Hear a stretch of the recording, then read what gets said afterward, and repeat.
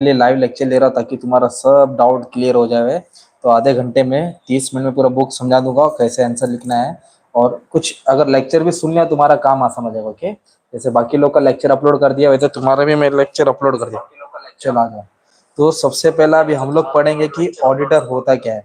तो audit finance जो main मैंने वही पढ़ाऊंगा, ज्यादा घुमा के नहीं पढ़ाऊंगा। ओके, तो ऑडिट का मतलब क्या होता है। ओके, तो ऑडिट का मतलब होता है it is a examination and inspection. Okay, audit मतलब क्या होता है, examination and expansion of accounts का बुक। अकाउंट्स का बुक को क्या करना, चेक करना कि जो अकाउंटेंट ने बुक बनाया कितना सही बनाया, कितना अच्छा बनाया। ओके, अब जो भी आप लोग कमेंट करते हैं ना बच्चा, कमेंट में मालूम पड़ेगा वॉइस कैसा आ रहा है, बराबर आ रहा है कि नहीं। अपना लेक्चर स्टार्ट हो जाएगा ऑडिट का एक्सप्रेस। चलो आ जाओ। तो ऑडिट क्या होता है कि एक कंपनी का जो अकाउंटेंट होता है वो अंदर का हिसाब किताब बनाता है, और ऑडिटर जो बाहर से आता है, जो सीए होता है या सीए प्रैक्टिसिंग होता है, वो कंपनी का बुक चेक करता है। तो ये लाइन याद कर लो, auditing is the examination of records, है ना। अकाउंटिंग रिकॉर्ड क्या करता है, वो अकाउंटिंग रिकॉर्ड को चेक करता है और अपना ओपिनियन बताता है कि कितना अकाउंट सही है, कितना खराब है। तो features of auditing first topic तुम्हारा। तो ऑडिटिंग होता क्या है, what are the features of auditing. तो फर्स्ट पॉइंट दिया फीचर्स। चलो आ जाओ। सिस्टमेटिक, तो जो ऑडिट का काम होता है वो सिस्टमेटिकली प्लान होना चाहिए। Audit should be systematic plan and it is a scientific examination of record of organisation. Business जो भी अकाउंट है वो रिकॉर्ड को चेक करता है। इंडिपेंडेंट, मतलब ऑडिटर जो भी ऑडिट करता है वो इंडिपेंडेंट रहना चाहिए, किसी पर डिपेंड नहीं होना चाहिए। Auditor while auditor while performing his opinion should not be susceptible to any influence. किसी के इन्फ्लुएंस में, किसी को प्रेशर में आके अपना ऑडिट नहीं करना चाहिए। अपना जजमेंट खुद का दिमाग लगा के ऑडिट का जो भी डिसीजन है बताना चाहिए। Report, date, statement, record, operation, performance का मतलब होता है audit action from examination record to review of operation and performance of connected with non financial area also. जो बिजनेस का फाइनेंस और नॉन फाइनेंशियल एरिया उसको भी देखता है। और मेन पर्पस क्या ऑडिट का, ताकि जो भी पर्पस है एरर और फ्रॉड वो ढूंढना, और क्लियर आइडिया अबाउट प्रोपोजिशन, मतलब auditor should have clear idea about proposition he is examine. वो क्या करने जा रहा है, क्या सर्च करने जा रहा है, किस तरह वेरीफाई वाउच करेगा, उसको वो ऑब्जेक्टिव्स मालूम होना चाहिए। और कलेक्ट एविडेंस, ऑडिट क्या करता है, ऑडिटर ऑडिट करते वक्त जो भी इंफॉर्मेशन मिलता है अपना प्रोफेशनल नॉलेज के थ्रू वो क्या करता है, एविडेंस कलेक्ट करता है। जैसे कि बुक्स ऑफ अकाउंट देखेगा, टैक्स रिटर्न देखेगा, डायरेक्ट कंफर्मेशन करेगा, फिर अपना जजमेंट दिखाएगा कि वो क्वालिफाइड रिपोर्ट है कि नॉन क्वालिफाइड रिपोर्ट है। और मेन उसका क्या, एक्यूरेसी। तो ऑडिटर कभी भी जो भी बुक चेक करेगा वो ट्रांजेक्शन को रिकॉर्ड देखता है कि वो एरर और फ्रॉड्स है कि नहीं होता है। Okay, and establish criteria, auditor must evaluate regarding establish criteria, मतलब जो भी प्रिंसिपल है ना, जनरल अकाउंटिंग प्रिंसिपल है, उसके हिसाब से वो ऑडिटर अपना ऑडिट देखता है और अपना ओपिनियन बताता है। तो ये एक आंसर आएगा फीचर्स। और एक बात बोलूं, तुम लोग पूरा बुक पढ़ रहे हो तो कोई भी फीचर्स आए तो ये पॉइंट डाल सकते हैं या किधर भी डाल सकते हैं। और एक डिस्टिंग्विश आएगा आईएमपी है, बुक कीपिंग और ऑडिटिंग। तो बुक कीपिंग का मतलब होता है रिकॉर्डिंग की day to day transaction, daily का ट्रांजेक्शन रिकॉर्ड करने को बोलते हैं बुक कीपिंग। और अकाउंटिंग मतलब एग्जामिनेशन, मतलब जो बुक्स जो अकाउंट्स को जो अकाउंट रिकॉर्डेड है उसको चेक करना, उसको वेरीफाई करना। It start with business transaction take place, जैसे बिजनेस ट्रांजेक्शन होता है तब बुक कीपिंग चालू होता है, और जहाँ बुक कीपिंग खत्म होता है ऑडिटिंग स्टार्ट होता है। ओके, इसका ऑब्जेक्ट होता है पूरा बिजनेस का फैक्ट को रिकॉर्ड करना, और ये रिकॉर्ड को वेरीफाई करेगा। क्या करेगा, verify. Book keeper not required submit report, इसको रिपोर्ट बनाने की जरूरत नहीं। हाँ पर ऑडिटर को डायरेक्टर के सामने रिपोर्ट रखना पड़ता है, उसको बोलते हैं ऑडिटर रिपोर्ट। और बुक कीपिंग के लिए कोई क्वालिफिकेशन नहीं चाहिए, बस पढ़ा लिखा होना चाहिए, आ रहा है जा रहा है लिखना आना चाहिए। बट ऑडिटर के लिए उसको चार्टर्ड अकाउंट होना चाहिए, सीए होना चाहिए। और बुक कीपर को कंपनी का एम्प्लॉय है, ये इंडिविजुअल इंडिपेंडेंट पर्सन है। ओके, प्रोफेशनल पर्सन है, तो ये इजी हो गया। ओके, अकाउंटिंग मतलब सिस्टमेटिकली रिकॉर्ड करना, ऑडिटिंग मतलब चेक करना। तो ये डिस्टिंग्विश पढ़ लेना। अब नेक्स्ट अब तुम्हारा टॉपिक होता है ऑब्जेक्ट्स ऑफ ऑडिटिंग। मतलब ऑडिटिंग क्यों की जाती है, what are the aim behind object auditing. तो मेन एम क्या है इसका, प्राइमरी और सेकेंडरी ऑब्जेक्टिव। तो auditor has to verify the financial statement and books of account, उसको financial statement books of account को वेरीफाई करना पड़ता है कि कितना ट्रू और कितना फेयर है, कितना सही कितना गलत है। ओके, तो इसका ऑब्जेक्टिव जो एक प्राइमरी और एक सेकेंडरी। तो प्राइमरी ऑब्जेक्टिव है examine the accuracy of book, जो बुक्स ऑफ अकाउंट मेंटेन करता है बुक कीपर अकाउंटेंट, वो कितना सही और कितना गलत पहले वो देखेगा। एक्सप्रेस ओपिनियन, ओपिनियन का मतलब होता है वो अपना जजमेंट बताएगा कि क्वालिफाइड या नॉन क्वालिफाइड रिपोर्ट है। और सेकेंडरी ऑब्जेक्टिव है एरर्स को ढूंढेगा, किसको ढूंढेगा, तो बिजनेस में अलग अलग टाइप्स के एरर्स होता है, वो डिटेल में पढ़ेंगे, उठा के लिख देंगे। एरर्स को ढूंढना इसका मेन काम है। और फ्रॉड्स को, फ्रॉड बोले तो एरर क्या होता है, अनइंटेंशनल, जो जानबूझ के नहीं होता, गलती से भूल जाता है इंसान, ओमिट हो जाता है ना। बट जो फ्रॉड होता है बंदा जानबूझ के करता है, इंटेंशनली करता है, गुड्स का मैनिपुलेशन करता है। तो ये मेन ऑब्जेक्टिव है किसका, ऑडिटिंग का। ये डायग्राम आने के शॉर्ट में तुमको एक्सप्लेन करा देंगे। ओके, ये हो गया तुम्हारा। अभी हम लोग पढ़ेंगे टाइप्स ऑफ एरर, ये तुम्हारा टॉपिक आईएमपी एग्जाम में आता है, ये मोस्टली पूछता ही है। इसके बाद पढ़ेंगे टाइप्स ऑफ ऑडिट। एरर का मतलब देखो क्या लिखा है, एकदम सिंपल में लिखा है, ओके। एरर आदि केयरलेसनेस, लापरवाही, ओके, ध्यान नहीं देना बुक्स ऑफ अकाउंट मेंटेन में, ये कुछ चीज वो भूल जाता है, ओके। अनइंटेंशनल मिस्टेक, एक वर्ड इंपॉर्टेंट है, अनइंटेंशनल, मतलब उसका इरादा नहीं था पर हो गया गलती, ओके, उसको क्या बोलते हैं, मिस्टेक, बोलते हैं ना गलती से मिस्टेक हो गया, error. There are different types of error. तो सबसे पहला clerical error, duplication, compensation, principle. तो व्हाट इज क्लरिकल एरर? तो error that are committed in posting, totalling, balancing of account are called clerical, जो क्लर्क से mistake होता है। तो ओमिशन मतलब होता है भूल जाना, ओके। ओमिशन मतलब record, not recording the partially और होल ट्रांसफर, या तो थोड़ा बोलेगा तो पूरा बोलेगा। एरर ऑफ कंप्लीट ओमिशन मतलब पूरा भूल जाएगा, पार्शियल मतलब एक एंट्री देगा दूसरी एंट्री नहीं देगा, सिंपल। कमीशन का मतलब होता है which are not to be committed done by careless and is called error commission. जैसे कि error of recording, posting, casting forward, तो उसको बोलते हैं कमीशन, मतलब यहाँ से वहां ट्रांसफर करते वक्त गलत भेज दिया, ओके। ये हो गया तुम्हारा, क्या हो गया बच्चा, एरर ऑफ क्लरिकल एरर। अब उसके बाद पढ़ेंगे एरर ऑफ डुप्लीकेशन। डुप्लीकेशन का मतलब होता है एक एंट्री को दो बार लिख देना, writing entry twice in the books of account. और कंपेंसेशन एरर का मतलब क्या होता है, when one error on debit side is compensated by another on credit, debit side को क्रेडिट से एडजस्ट करेंगे, क्रेडिट को डेबिट से। एग्जांपल देखो क्या दिया है, a account which has been debited by 5000 was credited as 5000, similarly मतलब ए से लेने का था 5000 तो बी में लिख दिया, बी से वाला ए में लिख दिया, तो उसको कंपेंसेटेड बोलते हैं, एडजस्ट कर दिया लोगों ने। एरर ऑफ प्रिंसिपल, प्रिंसिपल मतलब जो अकाउंटिंग एंट्री है, debit what comes in, credit what goes out, debit the receiver, credit the giver, वो अकाउंटिंग प्रिंसिपल गलत इस्तेमाल कर देना, तो वो एरर को बोलते हैं एरर ऑफ प्रिंसिपल। ये टाइप्स ऑफ एरर है, तुमको एग्जाम में आएगा, डायग्राम बना के सबके ऊपर दो दो चार चार लाइन डालेंगे तो भी चलेगा। ऑडिटिंग में ना बच्चा ज्यादा डिटेल में लिखने की जरूरत नहीं है, परफेक्ट लिखना है, अच्छा लिखना, ओके। इसके बाद एक आंसर तुम्हारा आएगा फ्रॉड्स। तो फ्रॉड बोलो तो इंटेंशनल, जानबूझ के, विलफुल, अपनी मर्जी से जानबूझ के डिसीव करना, चीट करना, कंपनी को धोखा देना, उसको बोलते हैं फ्रॉड, ओके। तो फ्रॉड में क्या दिया है, miss appropriation of cash, cash का झोल करना, miss appropriation of goods, goods का झोल करेगा, और फॉल्स अकाउंट मानेगा। मिस एप्रोप्रिएशन ऑफ कैश का मतलब होता है, एकदम सिंपल एग्जांपल बोलूं, मान लो पार्टी से कैश है 1 लाख, वो 95 रिकॉर्ड करेगा, मतलब 5000 अपना घपला मार रहा है वो। और मिस एप्रोप्रिएशन ऑफ गुड्स का मतलब होता है पार्टी को मतलब फॉरेन, मतलब सपोज परचेज किया 800 क्वांटिटी, उन्होंने लिखा है 740 क्वांटिटी, 60 क्वांटिटी वो पर्सन की बेच देगा, उसको मिस एप्रोप्रिएशन ऑफ गुड्स बोलते हैं। अब मैनिपुलेशन ऑफ अकाउंट्स का मतलब होता है फॉल्स अकाउंट मेंटेन करेगा, उसमें वो पेमेंट करेगा अपना पर्सनल ऑब्जेक्टिव, मतलब वाइफ को घुमाने लेके आना है, नई साड़ी लेना है, तो एक किसी का अकाउंट मेंटेन करेगा, उसको पेमेंट करेगा, जबकि वो डमी अकाउंट रहता, कुछ काम का ही नहीं रहता, कंपनी को कोई पार्टी है ही नहीं, रियल पर्सन है ही नहीं, वो खुद एक पर्सनल अकाउंट बना के वो उधर पेमेंट करता रहेगा। इस तरह का झोल को बोलते हैं फ्रॉड। और फ्रॉड 3 टाइप्स के होते हैं, आप लोग रीड करके एग्जाम्पल भी डालेंगे ना तो एकदम ईजी है। मैं तुमको शॉर्ट में इसलिए बता रहा था कि तुमको हर एक में थोड़ा बहुत हिंदी मालूम पड़ेगा, इंग्लिश में तुम लोग रीड कर सकते हो, ओके। अभी नेक्स्ट है विंडो ड्रेसिंग। विंडो ड्रेसिंग क्या है, एक टूल है, एक कला है, जो कंपनी के अकाउंटेंट क्या करते हैं, कंपनी वाले अपनी जो कंपनी लॉस मेकिंग है, मतलब जो बुरा है उसको अच्छा दिखाना।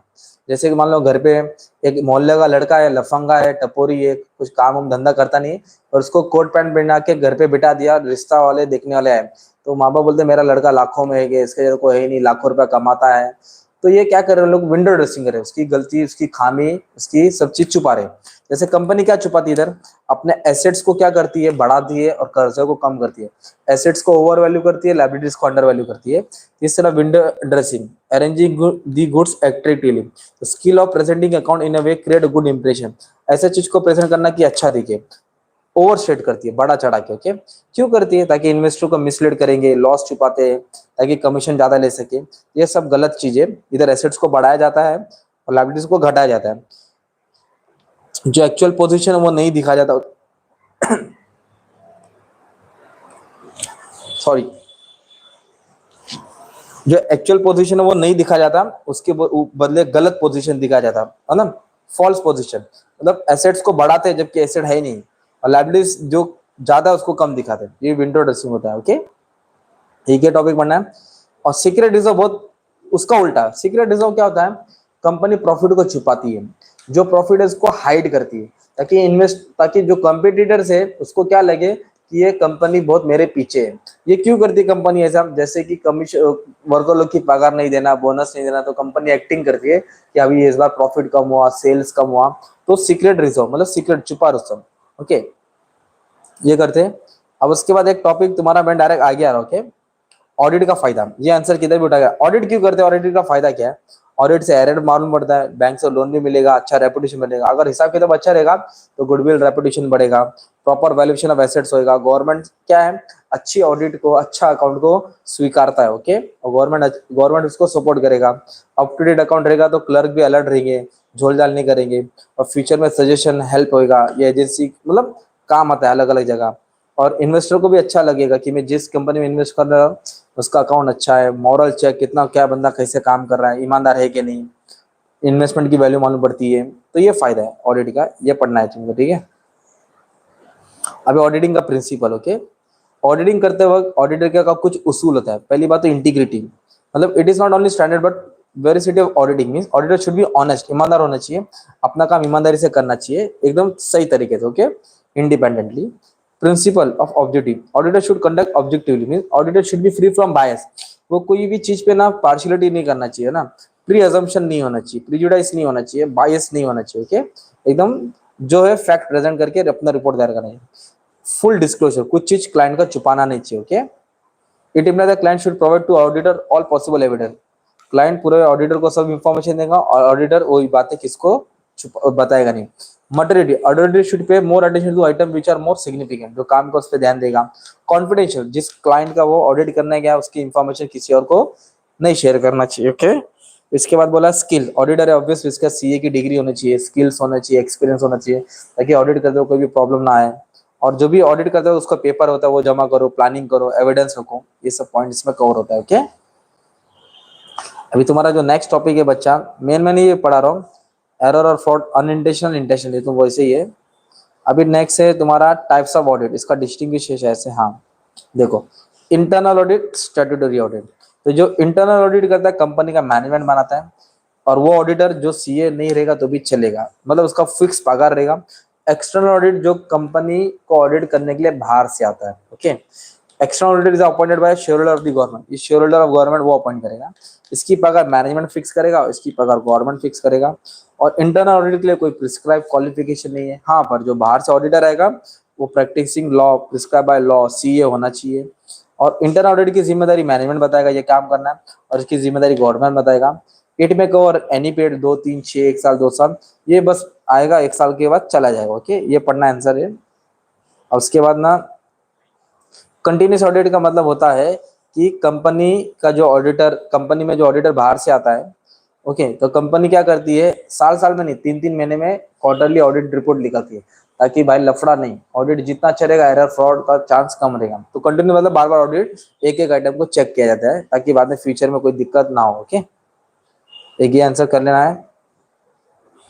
उसके बाद ना बच्चा बता दो क्या करना है, हाँ बता रहा हूँ, टेंशन नहीं लेना है।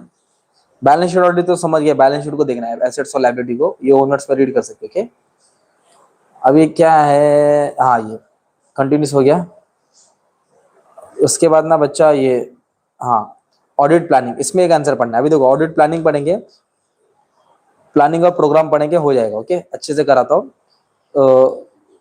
सुनो, ऑडिट प्लानिंग और प्रोसीजर, सबसे पहली बात क्या है, प्लानिंग। जब भी ऑडिटर काम करेगा ना उसको क्या करना चाहिए मालूम है, अपने काम को प्लान करना चाहिए। और ऑडिटिंग प्लानिंग स्टैंडर्ड ऑडिट 200 में दिया है, मतलब कोई भी काम करेगा तो प्लान करो, प्लानिंग करो, ओके। तो ऑडिटर प्लान करते हुए क्या होना चाहिए, उसका कुछ एम होना चाहिए।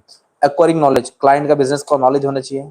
अच्छी डिग्री होना चाहिए, डिग्री मतलब रिलायंस ऑन डिपेंडेंट, मतलब इंडिपेंडेंट रहना, काम करना चाहिए, दूसरे से काम कराना है। और क्यों प्लानिंग करेगा, ताकि काम अच्छे से हो जाए, रिजॉल्व हो जाए, जो भी टाइम है उसके हिसाब से काम कंप्लीट हो जाए। और इसका तुम्हारा ये है, तो ऑडिटिंग प्लानिंग का एक आंसर पढ़ना है, अगर प्रोग्राम आए तो भी वही डालना है आंसर, ठीक है। अभी इधर से मैं वो बोल रहा हूँ कि 5 5 आंसर है, पढ़ना है कि 5 जगह लिखना है, पढ़ना है कि आंसर है, लिखना 5 जगह, बता दूंगा, ओके। चलो आ जाओ, ऑडिट प्लानिंग पढ़ना है। अब ऑडिट प्रोग्राम है, तो प्रोग्राम अंदो प्लानिंग अंदो एक ही जगह ला लेंगे, तो ये एडवांटेजेस पढ़ लेंगे। तो प्रोग्राम मतलब टाइम टेबल बनाएगा, कब ऑडिट चालू होगा, कब खत्म होगा, किसको क्या काम करना है, ओके। तो ये इंस्ट्रक्शन टू ऑडिट स्टाफ है, इससे ओवरऑल ओवरव्यू ऑफ वर्क मालूम पड़ता है क्या काम करना है। इससे फिर सिलेक्शन इजी हो जाएगा, सिस्टमेटिक होगा, कंट्रोल रहेगा, इजी गाइडेंस मिल जाएगा, और कोई भी काम छूटेगा नहीं। तो ये आंसर तुमको ऑडिट प्लानिंग में भी डाल देने का, ओके। तो कॉमन आंसर ये हो गया तुम्हारा। फिर उसके बाद क्या है, working paper, okay. Audit working paper क्या होता है? ऑडिट जो भी करता है, ऑडिटर जाके कभी भी कंपनी में ऑडिट करता है, तो ऑडिट करते वक्त ना उसको जो भी हिसाब किताब पेपर मिलता है वो अपना संभाल के रखता है। तो ऑडिट करते वक्त जो भी एविडेंस मिलता है, वो जो एविडेंस जमा होता है उसको ही वर्किंग पेपर बोलते हैं। ओके, तो वर्किंग पेपर जैसे क्या क्या हो सकता है? ट्रायल बैलेंस हो सकता है ना, फिक्सेड डेटर, अलग अलग शेड्यूल, करस्पॉन्डेंस रहेगा, लेटर रहेगा, सर्टिफिकेट रहेगा, बैंक बीआरएस स्टेटमेंट रहेगा, डेप्रिसिएशन रहेगा, इन्वेस्टमेंट का डिटेल्स रहेगा। ये सब वर्किंग पेपर का हिस्सा होता है। ओके, और वर्किंग पेपर क्या करता है? ऑडिटर को काम आएगा, असिस्टेंट को हेल्प होता है कि क्या क्या चीज वेरीफाई हुआ, क्या क्या चेक हुआ, क्या अच्छा है क्या बुरा है, एक ये पढ़ना है। उसके बाद है परमानेंट फाइल और एक है टेम्पररी फाइल। देखो इधर दिया है, दो टेम्पररी डॉक्यूमेंट मतलब जो कंपनी का छोटा मोटा डॉक्यूमेंट है। ओके, और परमानेंट मतलब कंपनी का मेन डॉक्यूमेंट, जैसे कि मेमोरेंडम, आर्टिकल्स, है ना, बड़े बड़े लेटर्स जो साइन होते हैं, तो उसका रिकॉर्ड मेंटेन करना। और टेम्पररी बोले तो छोटा मोटा डॉक्यूमेंट जो एक 3-6 साल, 3 से 5-6 महीने के लिए रहता है, जिससे वो चेक करते कि कितना सही जा रहा है। बट परमानेंट मतलब बड़े बड़ा डॉक्यूमेंट ऑडिटर चेक करता है, लाइसेंस चेक करता है एक तरफ से, वो हो गया ऑडिट नोटबुक। ऑडिटर क्या करता है? एक सेपरेट नोटबुक बना के रखता है अपने लिए, ताकि जो भी उसने ऑडिट में, जो भी कंपनी का क्लाइंट का ऑडिट किया है, जो भी उसमें मिस्टेक, एरर, फ्रॉड, कोई भी चीज मिला, कंट्रोल सिस्टम मिला, उसको अपने नोटबुक में लिख के रखता है, ताकि फ्यूचर में कहीं भी ऑडिट करने जाएगा उसमें कोई दिक्कत नहीं रहेगा। Okay, it is a notebook maintain by the auditor for recording large variety of matter. Observe word important है, ऑडिट करते हुए क्या क्या चीज उसने देखा, एक्सपीरियंस किया, वो अपने बुक में लिखता है, ताकि फ्यूचर में वो हेल्प हो जाएगा, और जो उसकी जूनियर है, जो उसके स्टाफ है, उसको गाइडेंस और हेल्पफुल मिल जाएगा। तो ऑडिट नोटबुक है, तो ऑडिट नोटबुक वाला आंसर, इससे एविडेंस रहता है, ऑडिट की वैल्यू मिल जाती है, प्लानिंग भी हो जाता है, प्रोटेक्शन रहता है, कंट्रोल वैल्यू रहता है, ऑन वर्ड्स में लिख सकते हैं। ओके, अब नेक्स्ट क्वेश्चन क्या बच्चा? ऑडिट टेक्निक्स क्या है? देखो ऑडिट करने का अलग अलग टेक्निक्स है। तो सबसे पहला टेक्निक में हम लोग को पढ़ना है इंस्पेक्शन। इंस्पेक्शन का मतलब होता है it consist of examination record, record को एग्जामिन करना, डॉक्यूमेंट को चेक करना। ये बहुत इंपॉर्टेंट टेक्निक है ऑडिट की। तो हमने टेक्निक पढ़ रहे, पहले आ गया इंस्पेक्शन। ओके, इंस्पेक्शन के बाद क्या लिखेंगे? ऑब्जर्वेशन। ऑडिटर क्या करेगा? जो भी अकाउंटिंग प्रोसेस है, जो उनका स्टाफ है, जो बिजनेस है, उसको क्या करेगा? वो ऑब्जर्व करेगा, किस तरह उन लोग का काम होता है, चलता है, देखते हैं, है ना। ओके, जैसे कि कोई कॉलेज को ऑडिट कर रहा है, तो उनका पर्सनल एडमिशन कैसा है, क्या रिजल्ट आता है, ऑब्जर्व करना, ये दूसरा टेक्निक है। तीसरा है इंक्वायरी करना, कंफर्मेशन करना। अगर कंपनी ने ये कस्टमर को माल बेचा, ये पार्टी से माल खरीदा, तो पार्टी को कॉल करके कंफर्म करेंगे। ओके, इंक्वायर करेंगे।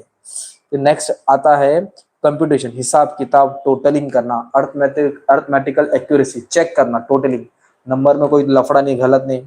फिर एनालिटिक रिव्यू मतलब रेशियोज रेशियोज बनाना, ट्रेंड्स बनाना, लास्ट पास को चेंज करके चेक करना, मतलब कि लास्ट ईयर इतना था तो अभी इतना चेंज हुआ, इतना बड़ा घटा, रेशियोज एनालिसिस। तो ये 5 तरीका है, टेक्निक्स बोलते हैं इसको। इंस्पेक्शन आता है, ऑब्जर्वेशन होता है, इंक्वायरी करना आता है, कंप्यूटेशन टोटलिंग होता है, और एनालिटिक रिव्यू। ओके, अभी नेक्स्ट है रूटीन चेकिंग। इसका डिस्टिंग्विश ऐसे वही पढ़ा देता हूँ, डाउट क्लियर हो जाएगा, एक सेकेंड ना। हाँ, रूटीन चेकिंग है और क्या, चलो, हाँ ये देखो, रूटीन और टेस्ट चेकिंग। रूटीन चेकिंग का मतलब होता है कि कंपनी क्या करेगी, रोज अकाउंटेंट को बोलेगी हिसाब किताब तो बना रहा ना, रोज चेक कर। रूटीन मतलब होता है डेली चेक करना।